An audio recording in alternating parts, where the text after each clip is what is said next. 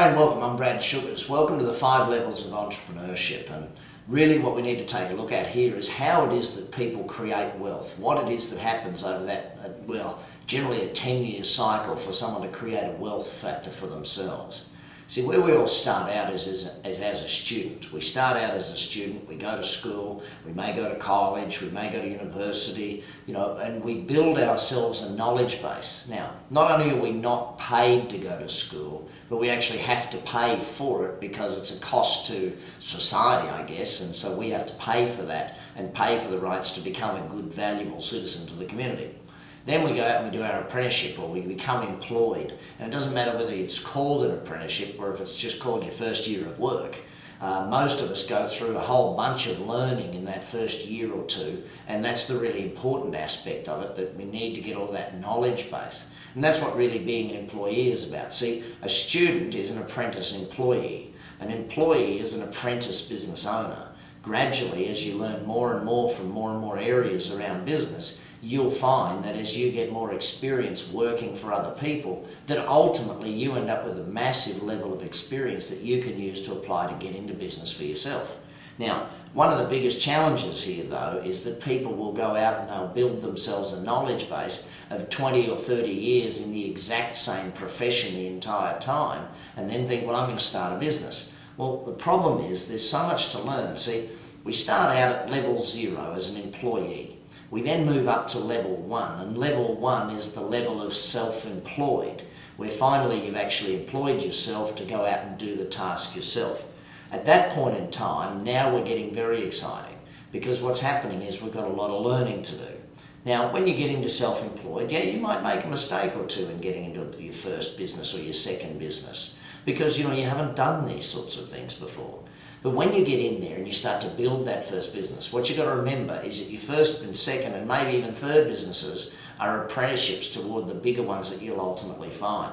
If we take a look at it very simply, in your first business you're going to have to learn everything from sales, marketing, management, accounting, legals, finance, HR. You're going to learn all of these different aspects. Purchasing, taking out the trash, yes, putting the rubbish out is another thing you have to learn as a business owner.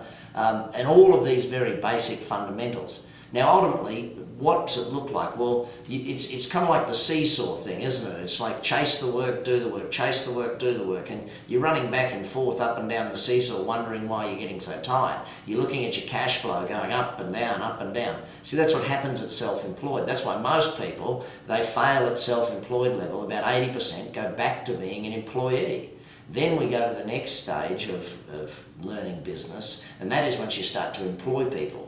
You move from self-employed to a manager, where now you're managing other people. Yes, it's in your own business, but if you didn't leave, the business wouldn't be there, so you've still got to stay. Therefore, you qualify to become a manager of the business, yet not the leader or not the owner at this stage. So as the manager of the business, you've now employed some people. And by the way, if it looked like a seesaw before, now it looks like a merry-go-round. It's like you're chasing your tail. It's, you're just going one time after the next, because what happens for most people is they employ the wrong person. They give them the wrong tasks. They do it. There's so much to learn on this subject. But what happens is that you end up chasing your tail, doing more work because of the employees, not less in most cases, because you haven't trained them, you haven't got the systems in play, and all these different aspects.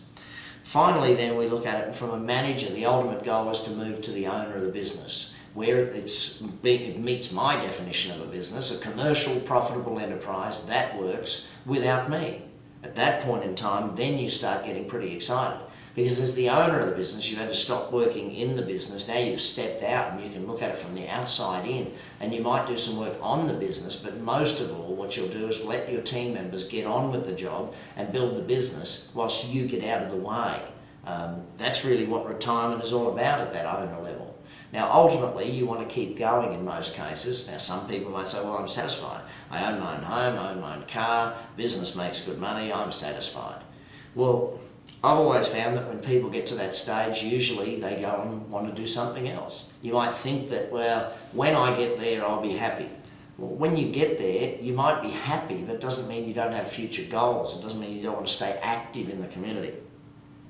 So what we then do is we've now built our cash flow, because there's two keys to wealth, cash flow and capital.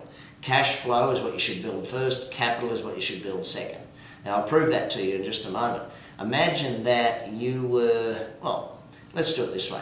If you had one of two choices when the economy took a negative turn, you wanted to be either A, cash rich and cash flow rich, meaning cash flow is coming in, month out, whether you got out of bed or not, or flip it over to the other way and say, okay, I could be asset rich. I don't have any cash, but I've got plenty of assets. Well, let me refinance it. No, they're not doing that. And that's the challenge with it. A lot of people end up asset rich and cash poor. If you're asset rich and cash poor, you're going to struggle when times turn negative because you're going to have to sell something at the lows in the market. So we step out of owning our own business to become an investor. And I had to learn this stuff just the same as you're going to have to learn it if you haven't already. As an investor, what I found is that my job is to learn three different things. Investing in businesses, investing in real estate, and investing in the stock market. If I can learn those three areas, then I'm going to do very, very well, because it's rare that all three of them are down at the same point in time. It's not like right now around the world, we've had a slight challenge with this sort of thing.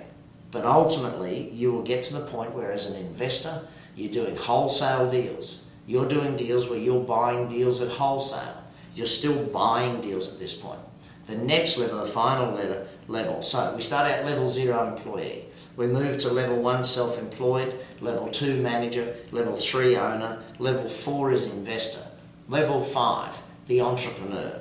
We use other people's money, other people's time, in many cases other people's ideas, and in almost all cases other people's talent and time. So we want to employ the right person to go and run that business for us. But ultimately, when you're looking at either joining ActionCOACH or looking at investing in a business or looking at doing anything, you've got to know what it is you're looking for. You've got to be really clear on the task and go with it and know what it is you're looking for. I'd love to see you out there driving your Lamborghini or your Rolls Royce or whatever it is that you choose to do, because you've worked through the 10 years of gaining knowledge and applying the knowledge.